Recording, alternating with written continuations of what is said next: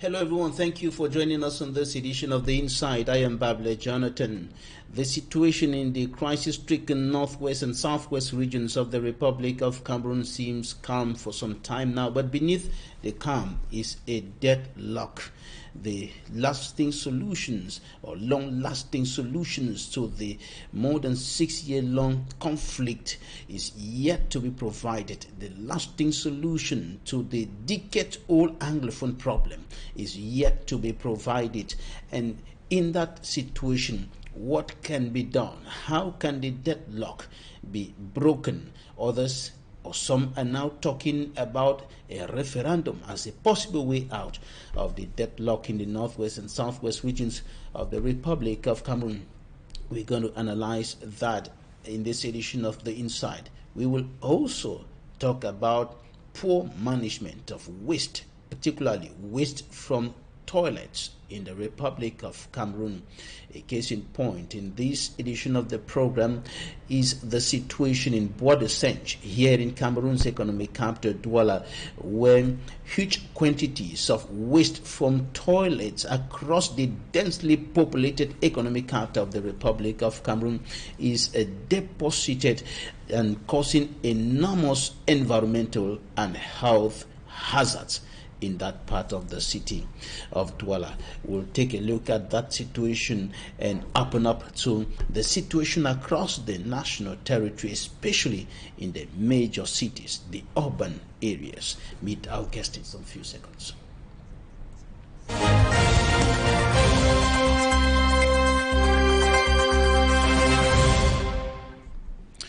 Thank you once more for joining us. Our guest today is Taguia Fomekong Pascal. He's a human rights advocate and environmentalist. Thank you for joining us today. Thank you, sir. Good morning to you. Thank you. What's your analysis of the situation prevailing in the northwest and southwest regions of the country? For some time now, there has been relative calm. Right. I would like to say this hope. You have to call words by their name, hope. But always talking about that issue, I suggest we always go back to what happened so that in the future we can correct our mistakes. At the beginning of the issue, in always we need to recognize that the government made a mistake. And I don't think that they hide it today. The mistake was to see intellectuals marching, not sitting to dialogue with intellectuals, but taking the way of force, rather than sitting and discussing with them. That was the mistake. We have to accept it. We need to recognize it because we need to get in the truth to get our solutions out. This is very important. Now, we should not just stop at what happened, but what is been happening, what is been going on now.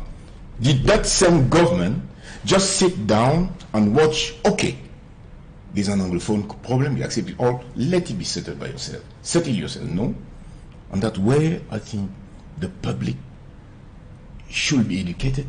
The public should understand and praise the efforts of that same government for what they have been doing since then. And that is very important for us to recognize, all of us, and as you guys on the medias should be educating the population to understand that. Now, together, I think we can find a way out. So first, there was a problem. The government need to recognize it. Next now, that same government has a way to say, well, there was a mistake, but now we are trying to correct it. The efforts are there. All the public are there. The international community is seeing that there are efforts. So once we recognize that, I think it will be easier to go forward. And now watch, Mr. Babila, a post this week. That post looks just like a light one on ants. Ants. You put ants, black ants and red ants in a pot, thousands of them will live quietly without any problem. But if you happen to shake the pot, they will all kill altogether. And I think that's the situation of Cameroon. And that leads me maybe to go back to the history. Where does it come out that we even talk of an Anglophone problem today? We are living on the same ground. We were brothers, but suddenly we have a problem which is true. There is an Anglophone problem. But where does it come from? It comes right back from 4 months. I'm saying not less than 4 months of a people sitting who have seen gold somewhere, golden land somewhere, best weather, while they are spending third of the budget to have a weather where a man can live and resources that they can exploit for the industries. They sit in Berlin from November 1884 to February 1885 to sit and see how they can get to attract these resources and carry on getting them without having much problems. You're talking about the colonial era and what the colonial masters did, and some are now thinking that well, that was done by the colonial masters, and history is there. We cannot ignore it. We cannot turn it down because it is part of our story. It is part of our history. In fact, it is part of the things that happened in this country. And now, looking at where we are today, you are saying that the population should be able to praise what government has done so far. But the question is, can they praise what is not in line with their aspirations? Can they praise what is not bringing the solution that they need? That brings me to look at the problem in another angle, Mr. Babila. The way you ask your question is exactly how we have come, where we have come to as a population and the government somewhere. The population talk about the leadership, about the authorities, about the government today as we. As we, if these members of authorities did not come out from them, as if they are not part of this population, of these people who need to see their problem settled. We need to make sure that we understand deeply that because that problem happened not only in Cameroon. I'll take an example, ENA. How did the ENA change with the coming of Macron in France?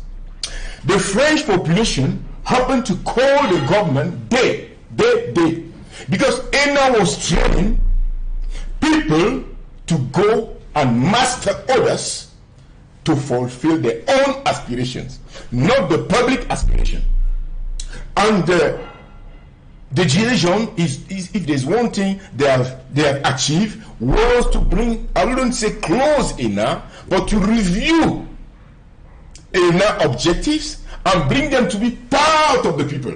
So the ENA today trained authorities or trained government people, ministers who come out of ENA, they have the reality of the people, what they are living. But in Cameroon, we have that problem. With what happened at the beginning seems to be exactly what is happening in Cameroon today. With when you listen to many Cameroonians, not only those from the northwest and southwest regions, they give you the feeling that the government is not working for the interest of the people, but for their own interest, for the interest of the people who are occupying leadership positions, the head of state and all the government members. Exactly. Because it's a system. That's exactly what happened in France. It's a system where once a member of the public is put out to join that system, it's got to work like the system requests. If not, it's put out of the system. That what the public needs to do now is to find a way, and many countries have done it. Many have done it. Where together the country understand, the people understand that government are part of us, we should be together. While the government on its part understands that also. That's very important. As a human rights advocate, I always say women's rights are not only for the poor, not only for the needy, it's also for those in authorities. What do I mean, Mr. Babila? We have a system where an authority, a minister, as soon as he's appointed, whether he likes it or not, is feasting in the village. This is how it is. And thanking the head of state. Thanking the head of state. The side of the cahier de charge. That was the Frenchman would call cahier de charge. The side of the responsibility. He put out. We move all together on that. When even intellectuals, the next day, they see that they do it also. The feasting even starts with them. Why do you feast? that a man that has received a state responsibility, it is not only for the village. I can give you maybe an example of that. The minister Tessa come from a place I know very well. When he died in his place in Fokwe, all the population say he shouldn't be buried in the land. He doesn't deserve it. He hasn't built a roads, he hasn't built big mansions and all. And that's the mentality we have. And that's why we have this day. We are in one side as the public, and the day they are on the other side. And that's why we all fight to have one of us being part of the day. So it is not a population happiness or betterness oriented authorities on. And we live on that and we dream on that. That's what we need to break. Not that we should be thinking that the authority on one side and they said it shouldn't be. It was a whole problem. We have that all over the country. The system that our first president actually left us, which is true, and I think personally I believe Mr. B hasn't changed a lot on that, is that a member is taken from an area, his main priority is to develop that area. It shouldn't be so. Now, in your point of view, from your perspective, what explains the fact that despite all what the government has done so far, packaged in a book, the special status and all the rest, the regions, the regional institutions put in place and all of that, there is still a deadlock. Many are not still finding in all of that their aspirations, while there is a fraction praising that, particularly those who are close to the government, those who are in government, those who are in the CPDM, and others who are also praising some of the things that the government has been doing so far. There is still a deadlock. There's still a deadlock. It's true. That's a reality. That's a reality. There's still a deadlock. And one of the explanations, what I think is the second explanation, one of the first explanation is exactly that separation. We need to be together. Can the government do more than that? Because actually, for me, there is an Anglophone problem from Cameroon perspective. But basically, for me, I call it transplantational problem. Among us Cameroonians, when predators came, their first objective was division.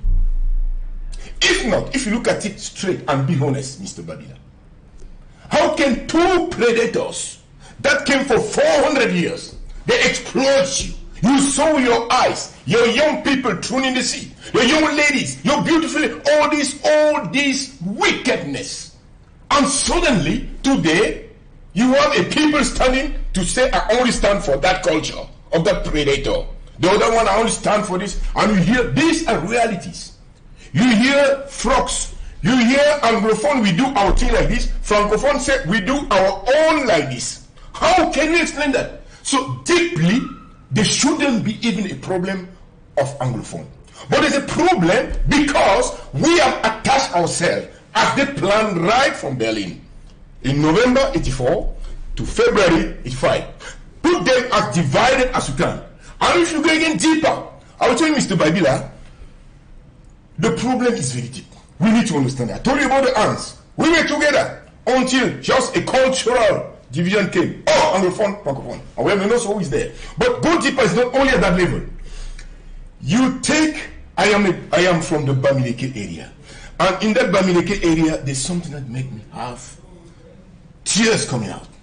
You have two divisions, not 50 kilometers apart. But these two divisions, even to get a young man getting married to a young lady from the other one, it's hard, very hard. Why? Going back to the Maquis time, when people were killed, pigs ate, the rest of people that were killed. And up to today, as the ancestors before died, they call those who eat pigs people, they cannot copy anything with them. Guna. That's what we call in our language. And the division is there. You go all over Cameroon, you will see this kind. Go to the Beti area. Go to the north, the Obayo. I cannot get my daughter to get. Why? We know that the family is the foundation of the development of every society. So what I'm trying to say is that we need to get more inclusive, to get in that deeper and see that there is no real problem. We need to get to the one who shook the ants and understand the origin. It is pleasing them. That's what we wanted. Make them as divided as you can, as much as you can. In the other way, you will see in a region, and we have intellectuals supporting that now. My father, they cheated my father, they turned the robber. Our sisters did that. It is true. You want this reality all over the country. And now you have young people like you in this generation who are falling. They cannot progress because that division is still shaking them. So it's not only Anglophone, Francophone. Now, take even the most. I was saying to someone, my wife, we come from that area, and my wife has something special. She comes from both areas, North, Northwest, and Southwest. Mother from Southwest, father from Northwest. And Mr. Babila, I can tell you, even if Nosso happened to have the autonomy, it wouldn't take long before you see Northwest having problems with Southwest. So I'm saying, you are the come no go. These are realities. So when I look at all that, I say, please let us just open our eyes and look further. I hope that you ask me to give my own solution. Those are some of the realities. Those are some of the realities that are there. But when I listen to a lot of civil society leaders, many civil society leaders, observers, and analysts from those two regions, they are pointing to the fact and the truth that there is no Northwest-Southwest divide. Those issues are there, the normal issues that are existing, but there is no Northwest and Southwest divide. And so, now the issue where we are now is how to come out of the deadlock. You were talking about the solution, how to come out of the deadlock. How can we come out of that? Yes. The only solution I don't have to wait, Mr. Babila, is the oneness. We are having the 20th of May coming. We are going to be feasting all over the country. If we are not one, let us not just feast. If we feast, let it be true. I'll tell you why. We think, the public has come to think that oneness is about emotion. It has nothing to do with emotion. Absolutely nothing to do with emotion. It's going to do something with the truth, the real life that we have today. Today you cannot do it alone. It's not possible. We are just living that in Ukraine at the moment. In Ukraine we are just living it. See all these big countries that we used to admire all. They are again trying to get together. You can't do it alone. There is no room to do it alone. I take always the case of France and Germany. These are two countries less than a century ago. Already 70 years ago. These were the world's enemies, killing millions apart, one side. Today, they are up to using the same porte-avions, as the French call it, Germany and France. You think that French people, they love Germans? Or Germans love them, Mr. Babila? You think they love each other? No. It is that today, going as one, doing your thing, you can't make it. And that's why you have blocks. And that's why we have been encouraging Africa to start first by the regional blocks before getting even to the African Union, where you can't do it alone. Now, if you leave the level of the regional blocks that can make it, you go back to the country, you take a region, you take a division, and within a division, you cannot even get together. How can you talk about emergence? This is impossible, Mr. Babila. It is simply impossible. You asked me a question, and I said, first, we need to reach the point, either to close or to review ENAM. Let us have the courage to do it. So that ENAM trains guys that come out and they have the reality of the country. We've been seeing intellectuals pass it and saying things we can't believe, even on television, promoting tribalism in our country, promoting division and all. And that's the same way I say, promoting what you call Anglophone or Francophone. I don't accept predators that come and we are fighting to keep the culture. So what I believe, we should go to the truth, the deep truth. Let us deal with the predator that shook the hands, that shook us. We are brothers with Francophones. We are all brothers. Now, there's an Anglophone problem because we look at the culture, which is a Englishman. Which is a problem. It's a real problem between the Anglophone section of the country, and the governing authorities, the government, and not against Francophones. Not against Francophones, but against the government. But let's say also something, Mr. Babila. Many Anglophones see like that. How to get to the point of possibility, how impossible it is to do alone, as you have indicated. Now, how to bring everybody on board to be able to have their hands on deck to push through this deadlock to the other side. Wonderful. Fine. Can I mention another country? Just an example. Yeah. Mr. Babila, I once heard a speech Mr. Kagame gave at the university when the biggest university country, the young people were getting out, and he said something that I'll never forget. Whatever will ever divide you, if you fall in it, you are messing yourself, not the one that brings it up. What am I trying to say? I'm not saying that there is not a solution. I am saying there is a solution. Maybe if you want me to mention what I have in mind, really, it's about education. I'm not talking of the white man education.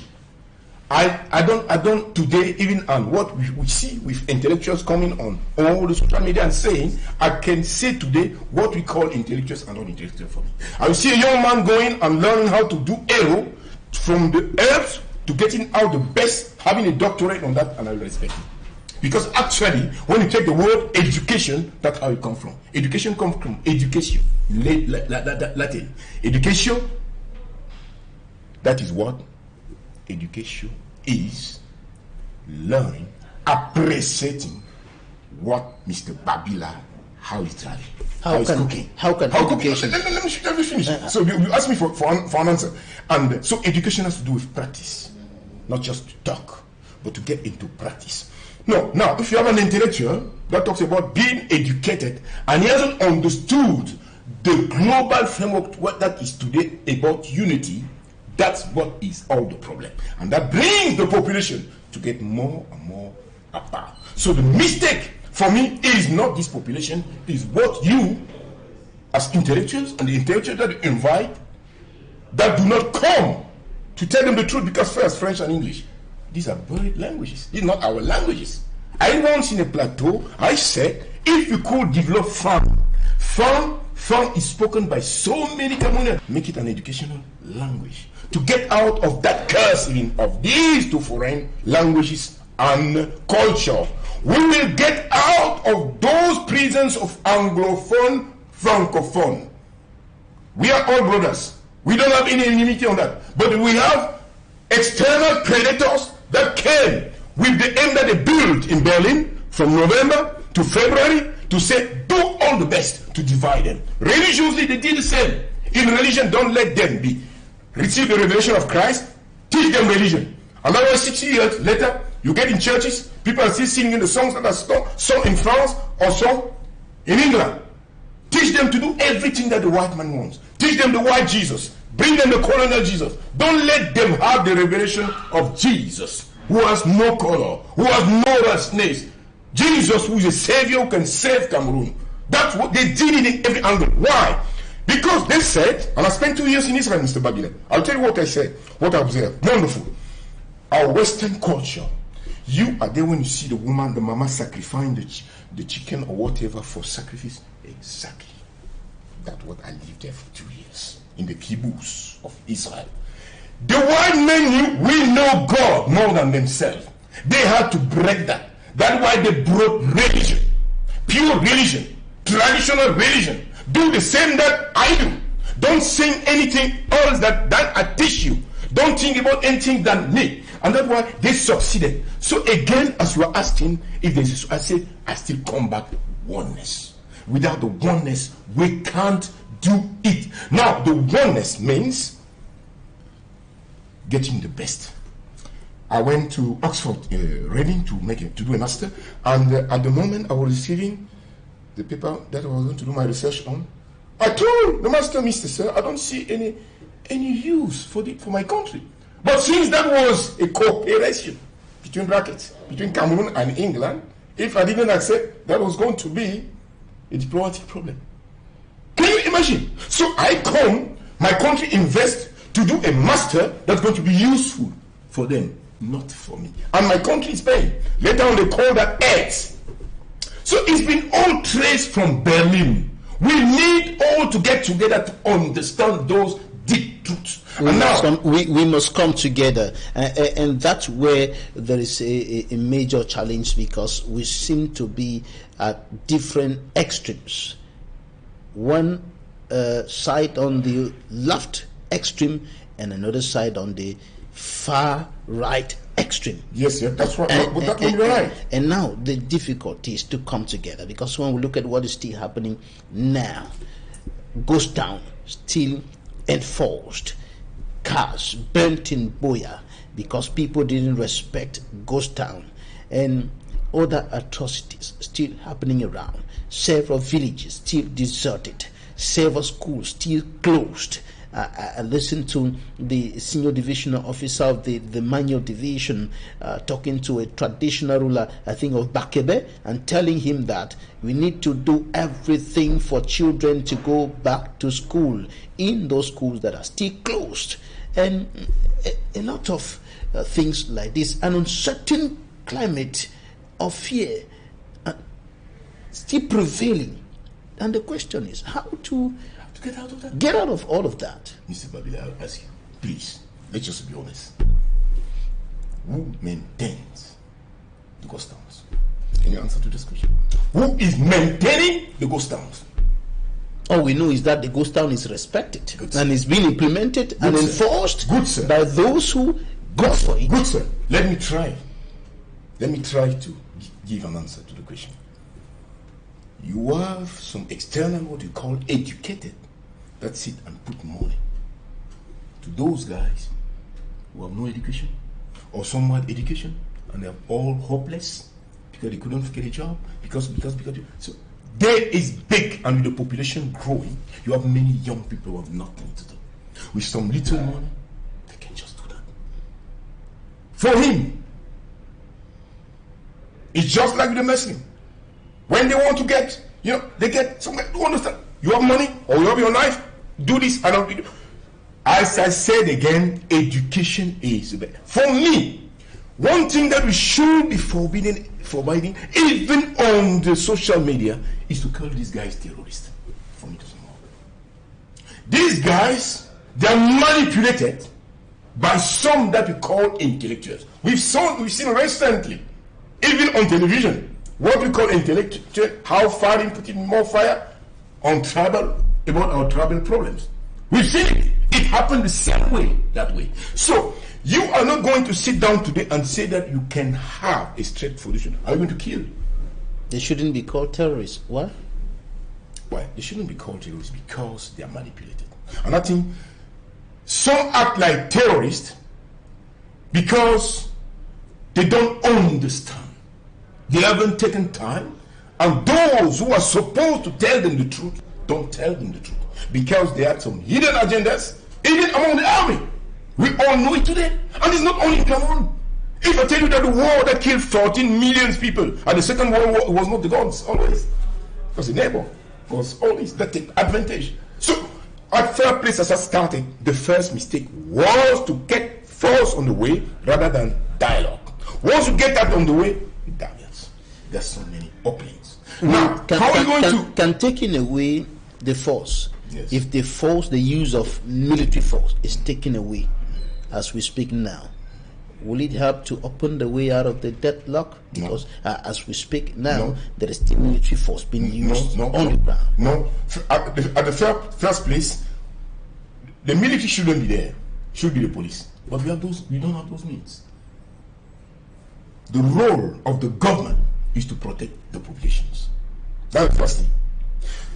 The government cannot be shown a doubt that if the army leaves the place, No, I'm not talking Since about... you are people who have no education, they come and just disturb everything, destroy everything. I'm not talking about the army leaving the place. Yeah. I'm talking about, because there's been much talking about demilitarization and so on, but I'm talking about an end to the use of military force.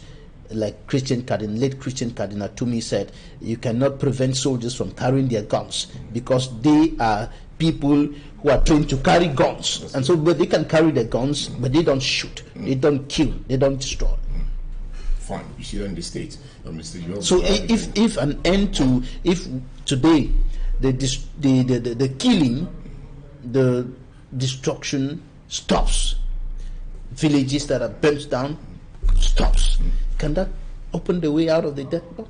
Of course, that can stop. I think the government even made a lot on that angle to help those, to open the way. Come, we can get you some jobs. The point is now, did the government fulfill its promises? And that becomes a whole melting pot. Did the government, those that got trained to do something, did they get something to do? And that way we fall in our corruptive environment within the army. You have guys who are there, this thing has to carry on. If not, I cannot leave. So that's why I still say it shouldn't have taken place at the first place. Now, the next thing is only education up to those that are hiding in the forest and saying that should not stop, because there are some that stand, like in every war, that are dreaming, let this thing never stop, because that's from where I'm going to get my own quote to live on all. So, Mr. Babila, don't think it's, we said it right from the beginning. I remember I was called many times to invite it, and I said, once you have started this, it can take years, even 40 years. Let's be honest. You will never know when it will end. You will never know when it will end. All right, I want us to go to the newsstands. We're going to take a look at what the newspapers reported this week, and we'll be right back in some few minutes. Immaculate Fogwe has the press review.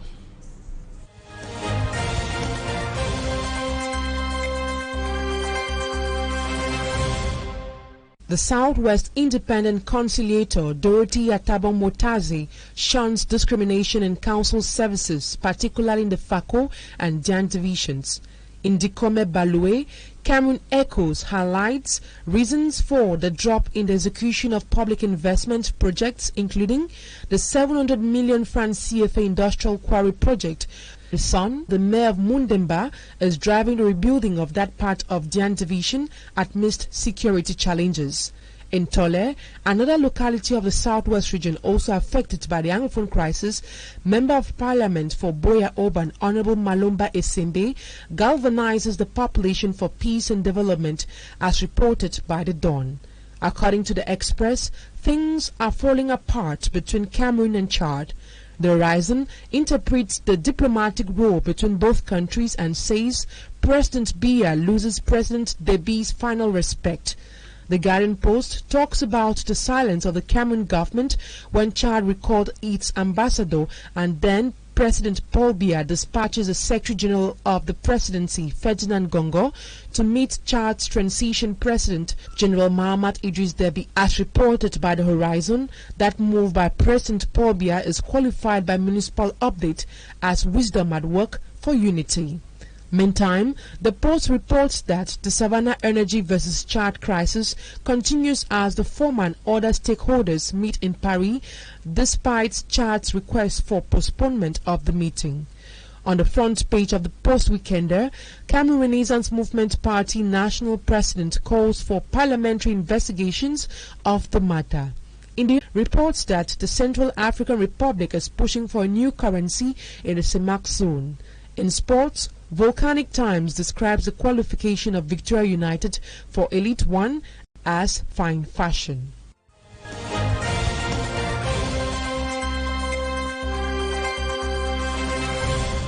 Thank you, Immaculate. We are still with our guest, Tegia Fomekong, Pascal, human rights advocate and environmentalist. What do you think about this idea of a referendum as a possible way out of the deadlock in the northwest and southwest regions of Cameroon? Well, for me, Mr. Babila, it brings to think about another issue, which we Cameroonians, I think it should have been the best solution.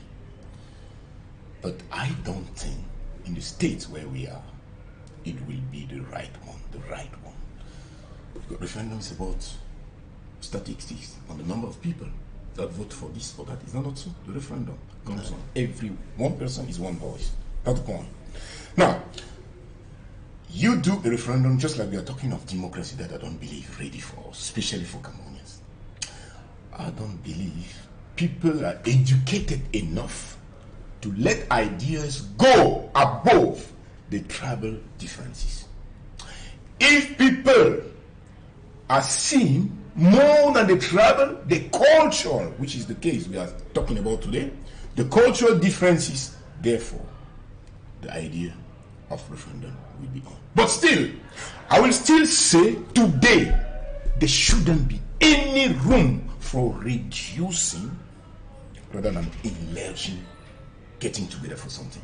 So doing a referendum can be positive if first a good education of people is made with the plus, the con, and all. They all explain the advantage, the disadvantage, honestly, and intellectuals take time to do it, getting themselves out from water transplantation, what we call transplantation education that they have received, but getting in our deep values. What is the truth among us? If you remember, you look at it right from 1961, the Anglophone joined the Francophone by love. They were not pushed. I don't know if I'm wrong. Tell me. Because they love their brothers that have been colonized. I don't call them like much that word Francophones or Anglophone. They join their brothers to say, we will work together. So now. But also because there was no third option. Many would have wanted the third option. That is total or outright independence. Yourself, you said at the beginning, history. And that third option wasn't there. Good. There was no plan B or plan C. You said yourself at the beginning, the history is part of us. We can't change it.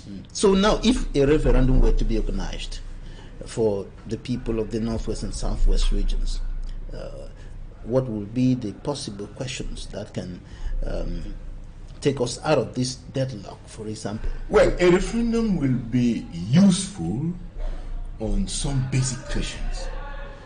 You can take, I just remember what we watched on the news. Can you imagine that for the tripartite between Chad and Cameroon, it happens in Paris. So Paris there, under the, for the COTCO, still in Paris that they are going to do it. Fine, I don't want to comment about that. The referendum, normally, for me, should be talking about federation, autonomy, or how far to make Cameroon like a federation. Not so being like two regions, or that federation, or whatever, something in that angle. But a federation, federation also decentralization. Decentralization, and how far? Because talking of decentralization, also we need to talk. Why not outright independence? Why not outright independence? Why is that? Why? Maybe you haven't been getting all what I said right from the beginning. A federation? You said a federation? Federation? Yeah. Decentralization? Or independence you want? Or independence? Yes, but for me, that's an option that wouldn't help anybody. Either Francophones or what we call Francophones and Anglophones. The option of independence? That reduce the option of independence. That reduce again the chances of this world where cosmopolitan is people are coming together to be stronger rather than dividing and becoming weaker.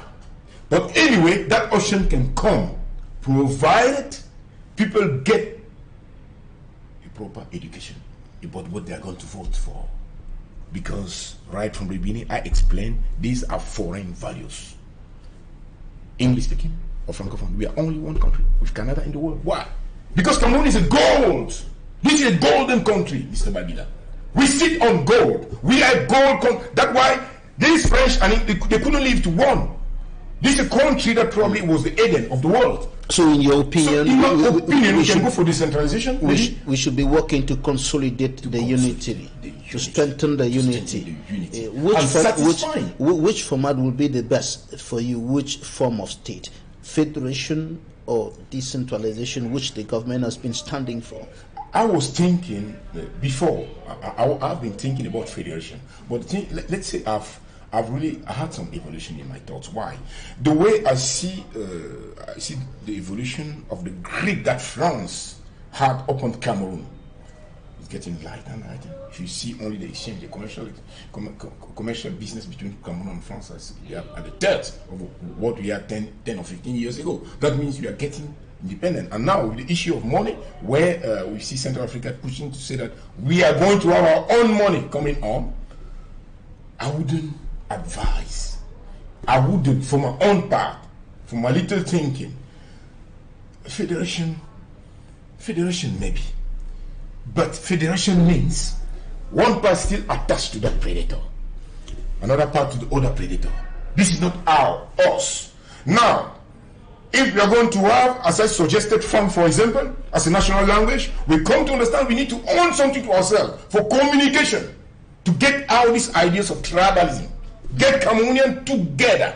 Bringing Cameroonians together. That is off even that area. That is the word, bringing Cameroonians together. Now let's take some few interviews, and we'll come back to talk about environmental and health challenges emanating from poor management of waste from our toilets.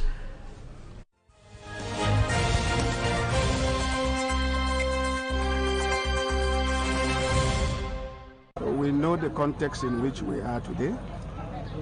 The two keywords are peace and development.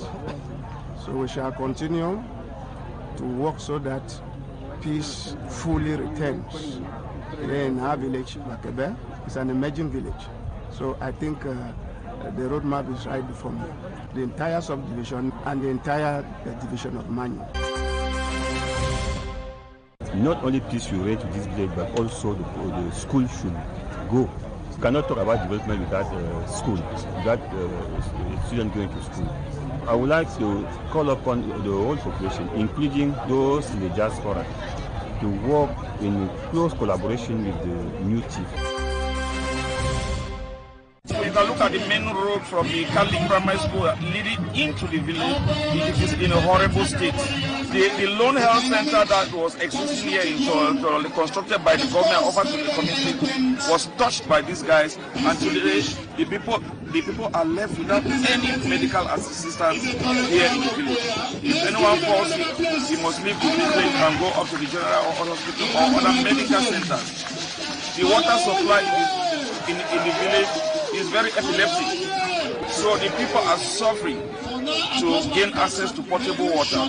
And our schools here, the secondary schools and the primary schools, many teachers that have been sent here are very unwilling to come here, following what they saw and lived during the days of the crisis. Many of our mothers, of our brothers were actually homeless, and some are still struggling, very vulnerable.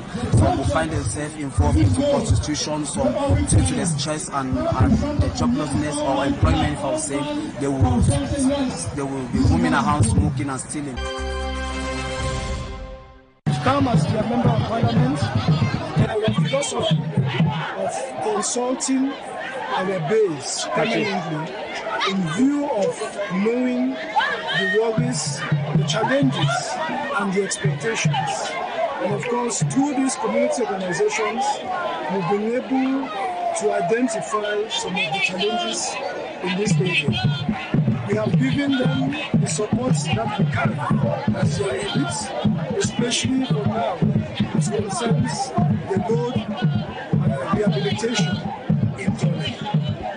By and large, we have listened to the people, we have communed with them, and we are going into firm engagement to work for the solution to the problems which they have tabled to us to channel to the authorities in the room. I have once again urged operators to scrupulously respect their obligations under the concessions granted to them by the government. At the same time, I have instructed the regulator to be more rigorous and vigorous in its actions. I will continue to personally monitor the implementation of these prescriptions, which will be evaluated in the very near future, and the government will draw all the consequences.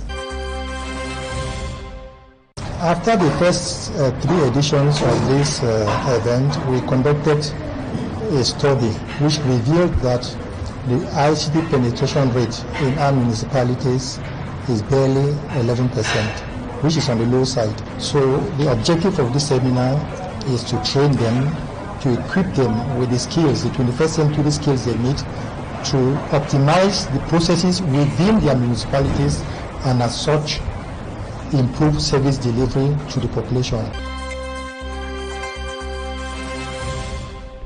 Welcome back. Now we're going to talk about the poor management of waste from our toilets.